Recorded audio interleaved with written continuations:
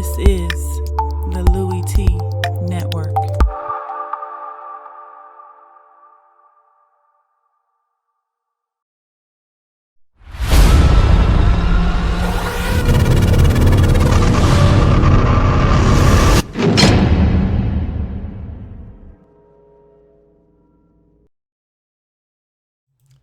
Who else could it be but me, your man, Louie Tee? Welcome to the lockdown coverage, week number 7 in the National Football League. New York Jets taking on the Baltimore Ravens.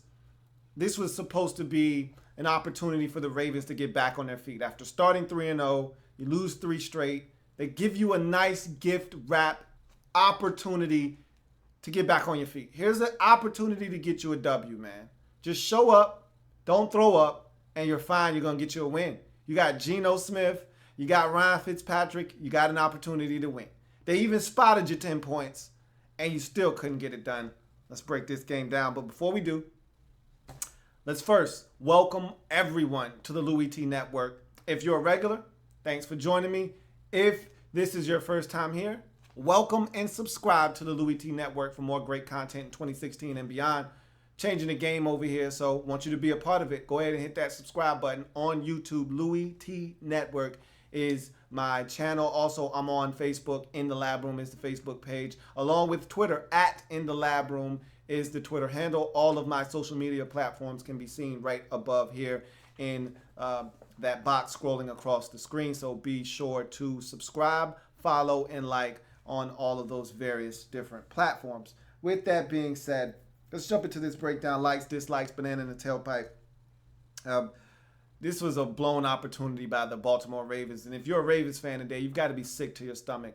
Because if you can't beat the Jets, who were reeling coming into this game at 1-5, where does this leave you moving forward? That's got to be the overriding theme and question after this loss in this football game. But let's break this thing down. Likes, dislikes, banana in the tailpipe. We're going to start in the first half with the likes of the Baltimore Ravens in this game. Chris Moore recovers a fumble on a muffed punt on the snap by Lachlan Edwards. Went right through his hands. They get a great opportunity to get in the end zone, and they do. I mean, this is the perfect start for the Ravens here. You're on the road, a Jets team that is really just psychologically, you don't know where they are going into this game. They've got issues at the quarterback position, rumblings in the locker room, is top Bulls potentially losing this team. What's going on with the Jets? They're in total free fall, and there's a lot of turmoil with this team.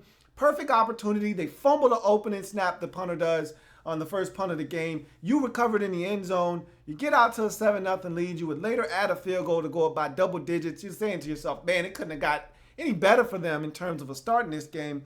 Great opportunity taken advantage of with the touchdown by Chris Moore. Then Mike Wallace catches a deep ball from Joe Flacco. On that deep ball. Would be a nice day between the two of them on the afternoon. 10 catches, 120 yards for Wallace in this game, but that would lead to a field goal. But that's where the fun essentially stopped in this game for the Ravens after getting out to the 10-0 lead. Late field goal by Justin Tucker right before the half. It was a great drive by the Ravens to respond because the Jets had just gotten points. So to go back and get your points and retake the lead in this ball game at 16-14 was a huge little momentum boost, I thought, going into the halftime, and I thought would propel the Ravens to maybe come out in the second half and do some nice things. I was wrong, but Justin Tucker also on my likes list, and generally he's on my list of likes every week. This guy's phenomenal. This was a tough win in New York or New Jersey on this day, and he was knocking them home from 50, 48. I mean, he was money, and that's what Justin Tucker, just incredible, has become for this Ravens football team. Anyhow, you go to the first half likes for the Jets. 69-yard catch and run touchdown by Quincy Enunwa from Geno Smith.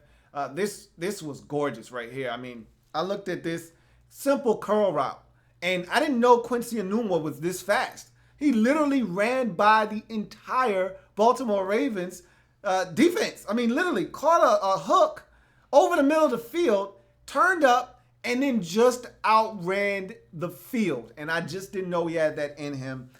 That was, to me, the turning point in this game because they were down. They had no momentum. They were lifeless at the time of that play, and that play sparked them, And from that point on, you could see them building confidence like, hey, we can win this game. The Ravens aren't that good. We can win this game.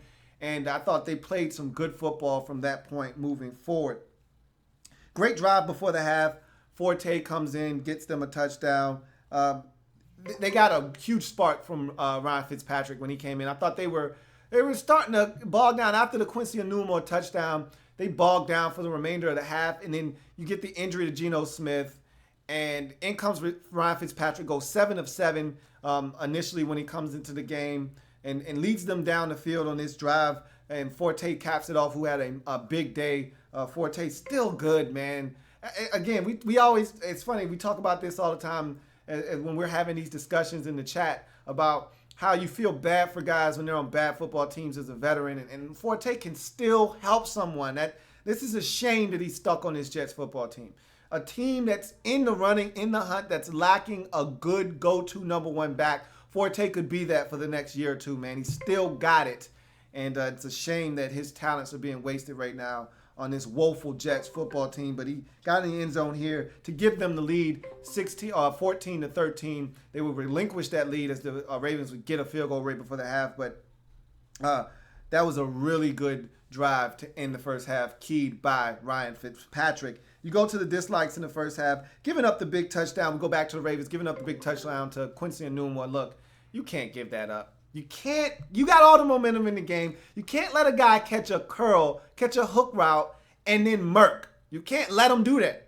You can't let a guy run by your entire defense and no one lay a finger on him. That should not happen, but it did. And that was, like I said, a huge turning point. The Jets were lifeless to that point, and that was a huge turn of events there. And they gave it up on that particular play. Allowing Ryan Fitzpatrick to come in and lead touchdown drive is my last dislike for the Ravens in the first half. You had these guys, even though you give up the Enunwa play, I thought they had settled in defensively. They still had the lead. They still were feeling good about themselves. They're up 13-7 now. And you let Ryan Fitzpatrick, who's coming off the bench, who is lacking confidence right now, or I shouldn't say he's lacking confidence. The Jets organization was lacking confidence in him. He's never been one to lack confidence. He comes in, he could throw 5 interceptions, and he didn't give a damn. He's still going to sling it. That's Ryan Fitzpatrick. It's always been Ryan Fitzpatrick. That's why his teammates love him, and that's why he always manages to find a job and find his way into the starting lineup, is because of that mental toughness, that he doesn't care. All right, I made a mistake. I'm coming back, and I'm still going to sling it. And if I make another mistake, I'm going to come back, and I'm going to sling it again. He doesn't care. He's got selective memory, and you need that when you're a quarterback that makes as many mistakes as he does. He came in slinging the football, took him right down the field. They got in the end zone, and they took the lead. I thought that was really bad on the part of this Ravens defense to allow a guy who was benched to come in and act as if nothing ever happened and act as if he was the starter and allow him to gain confidence. If he comes in, you sack him, you hit him, you intercept him, he's going to go into the tank because they're going to get down on him. The crowd's going to start booing him. Oh, it's Ryan Fitzpatrick all over again. But you didn't. You allowed him to come in, gain some confidence, and I think that confidence kind of played itself out for the remainder of the game going into the second half. You go to the Jets in their first half dislikes. Lachlan Edwards muffs the snap back on the first punt of the game. Look, catch the football, young fella. I know you're a rookie coming out of Sam Houston State, and it's a windy day, and I said that this had nothing to do with the wind. This had nothing to do with being a rookie. Just a mental lapse. Catch the football. You can't kick it unless you catch it. Catch the football, and then punt it. Gave up a TD there. That was huge early in this game. I thought that could potentially be a tone setter because the Jets are already struggling. You come out of the gate and you give up a touchdown like that.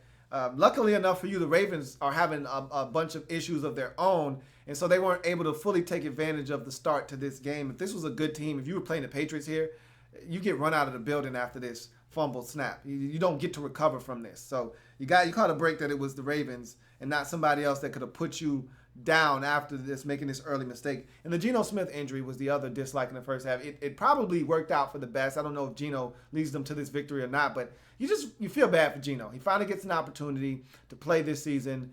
He's been crying. He's been waiting for his opportunity. He gets it, and he throws a touchdown pass, and then he gets injured. And so we don't know the severity of the injury, but in any event, Ryan Fitzpatrick leads you to the victory.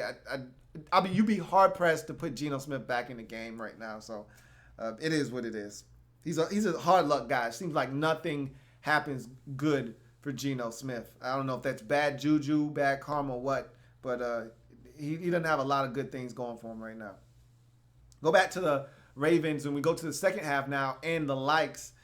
Brandon Williams blocking the field goal at 24-16, giving them a chance to keep it at a one-score game and potentially tie it up. They wouldn't do so, but you like the opportunity, right? You know, it's better than being down 2 scores and getting late into the ball game. You were struggling.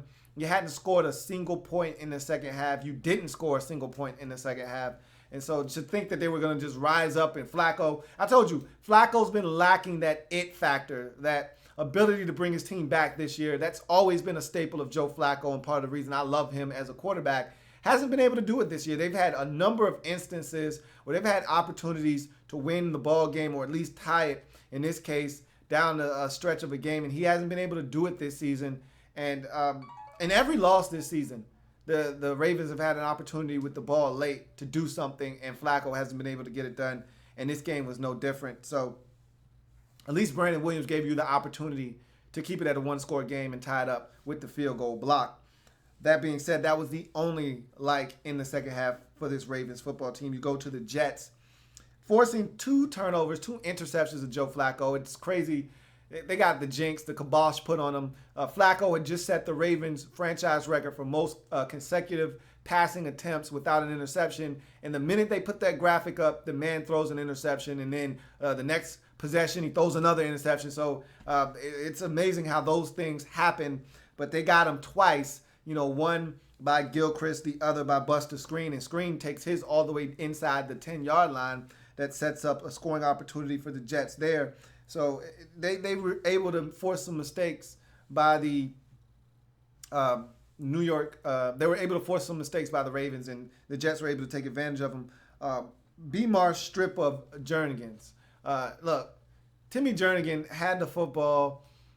This Ravens defense amazes me with the mistakes that they make. They get an interception versus the Redskins. C.J. Mosley going in for the go-ahead score. Even if he doesn't get in, you get stopped at the 1. Your offense first and goal from the 1. They're probably going to get in. And he fumbles the football away. Timmy Jernigan's Jets going in for a score here. Forte stripped of the football. He's got it. Where are you going, big man? Where are you going?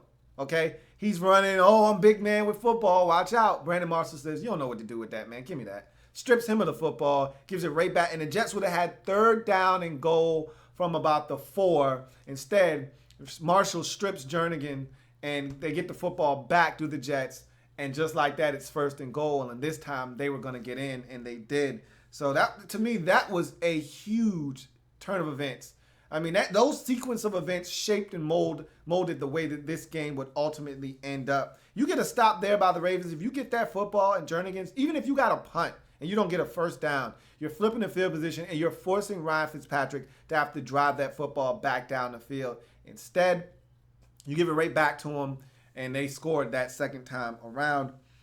Pressure on Flacco, to me, the entire day was exceptional by this Jets football team. They really made him uncomfortable, especially after the early hot start where he was going down the field and connecting. They got pressure on Flacco. I thought they threw the football way too much, and it's funny. They fired their offensive coordinator, and you would think that there would be more balance. That was part of the reason why their offensive coordinator, along with his predictability, that was part of the reason he got fired, was the lack of balance on his football team. Yet, Flacco throwing it a ton in this game, 44 times. Not like they were trailing by double figures in this game. They were in the game the entire day, yet there's only 10 carries for Terrence West, 8 carries for Terrence West. And it's not like he split it up with 4 other backs and they combined for 27 or 29 carries.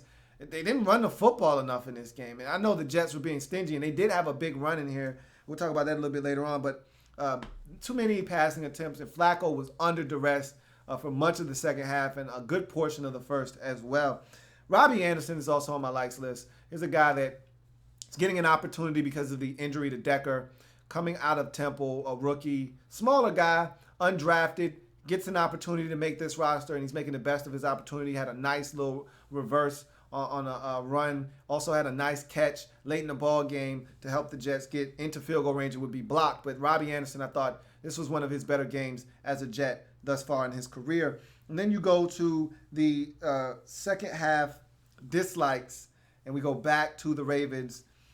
Giving up Flacco throwing 2 straight interceptions.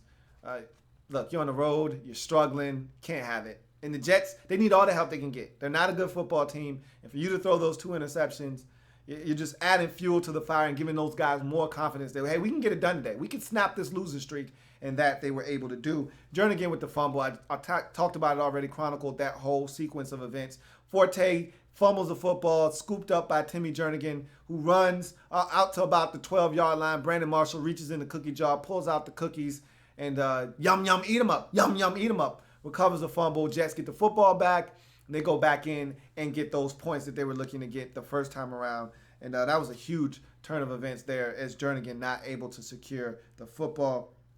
Penalty negating a Terrence West run. The only threat of scoring any points in the second half for this Ravens team. And I want to say this came in the first or second. I can't remember if this was a first half play or a second half play. I want to say it was a second half play. Terrence West bust off about a 44-yard run inside the 5-yard line.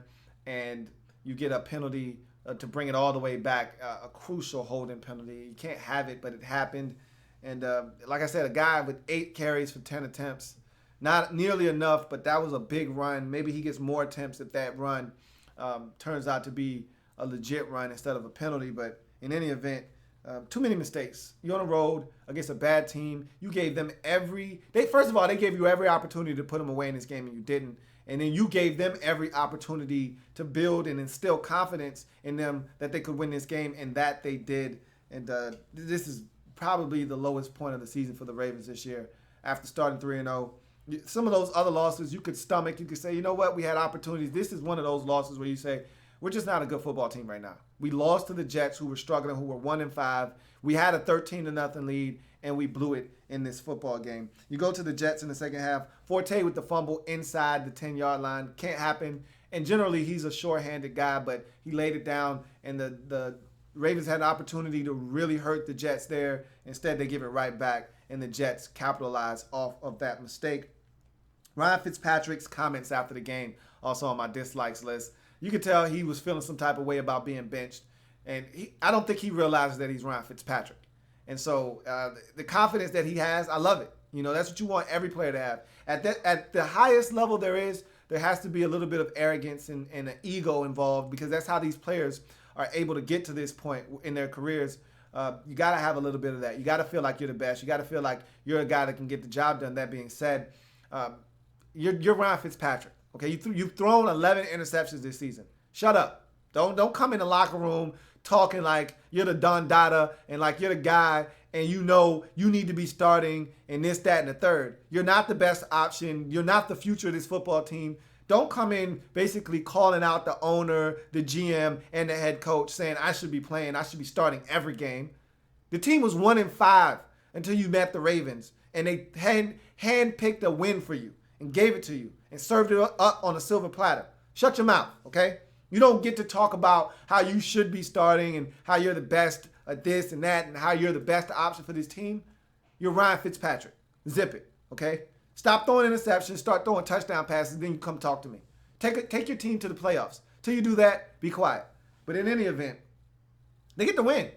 Snap their losing streak. They get a W, and they got to feel good about that. I don't know how many more of them are coming their way this season, but they got it in this game. Ravens, boy, are they struggling. You can't beat the Jets. I don't know what I can say to you right now. They were struggling where the Jets coming into this game. You get a 13-0 lead and you blow that. Tough times in Baltimore right now. Tough times indeed. So let's go ahead and get some comments out of here, and then we're going to get out of here. Sunday Night Football's on. I want to go ahead and start watching that game. So Sean Mack says, how did the Jets pull this game out? I was really confident in picking Baltimore. Everybody was. And they had a 13-0 lead. The Ravens just made a ton of mistakes. Penalties. They didn't run the football enough. Flacco turned it over. They fumbled. 3 turnovers on the road. You couple that with the penalties and the imbalance of run to pass ratio, and it leads to a loss, man. The defense didn't step up. They didn't get enough stops. And they didn't force any issues. You know, you got to force Ryan Fitzpatrick to have to beat you. They allowed Forte to go over 100 yards. That's a recipe for disaster, and it proved to be that in this game. Eagle Speed is a nerd says, who stinks more, Ryan Fitzpatrick or Gito?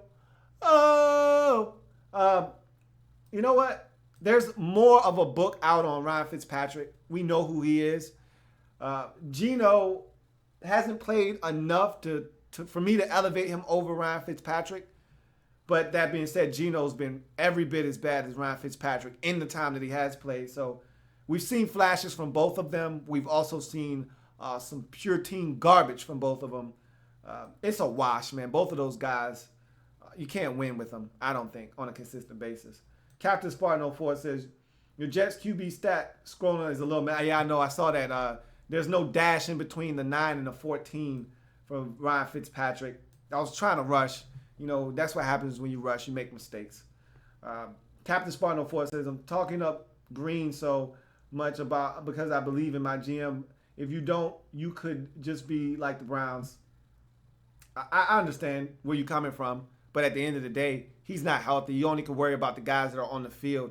You know, he hasn't played a snap for the Pittsburgh Steelers yet, so I'm not willing to go out on a limb and say he's going to change the fortunes of this team until I see him in this offense and I see him make a play in the black and yellow. Until I see that, I don't have confidence in what Darius Green is as a Steeler. I know what he did for the Chargers, but that's in the past. Haven't seen this guy don the black and yellow yet, so I'm not willing to say that he's a huge difference maker for your team yet.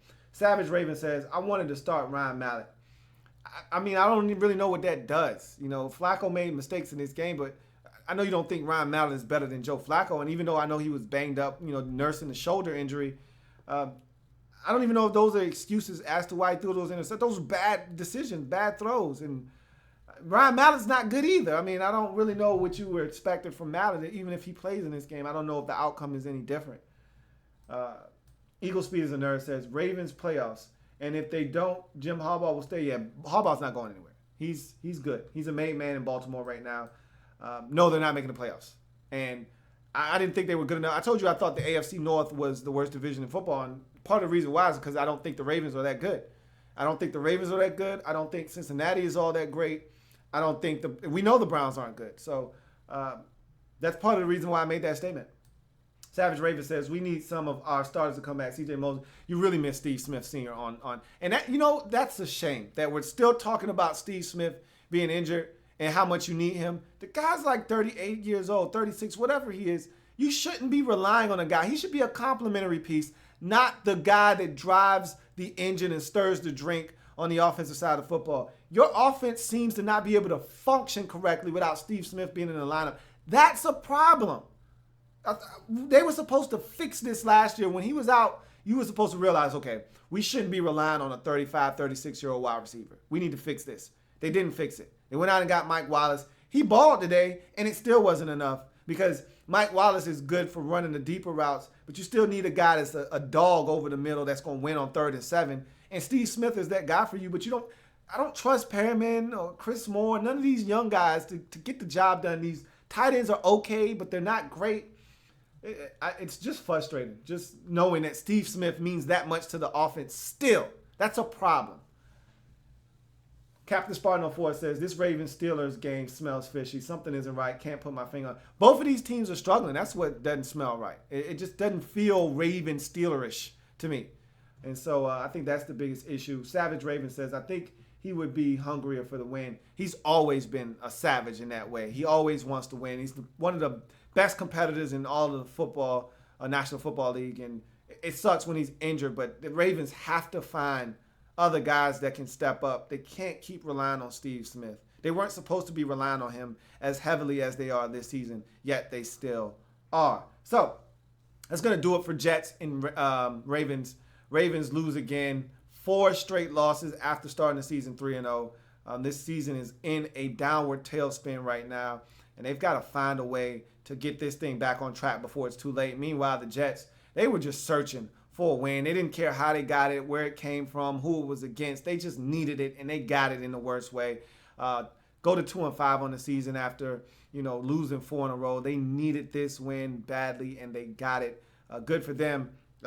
Still some questions as to who is your quarterback moving forward. I think we know the answer right now, Fitzpatrick, but he's not done turning the football over. He's not done making mistakes.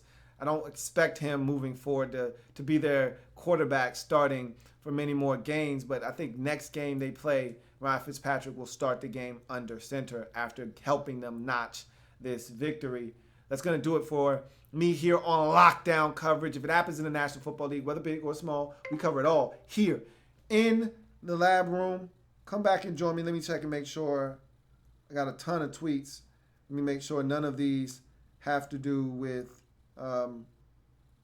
this game. And it doesn't. So, with that being said, I'm going to go ahead and get out of here, get some of this Sunday night football. Join me for Sunday night football overtime. And I'll break that game down. And in the aftermaths of Seahawks and Cardinals, should be a dandy. That's got huge NFC West implications. And so we'll see what happens there. Jets win the game 24-16 over the struggling Baltimore Ravens. Remember, we're changing the game one live feed at a time. I'll see you guys a little bit later after Sunday Night Football. Have a good one. Enjoy the game.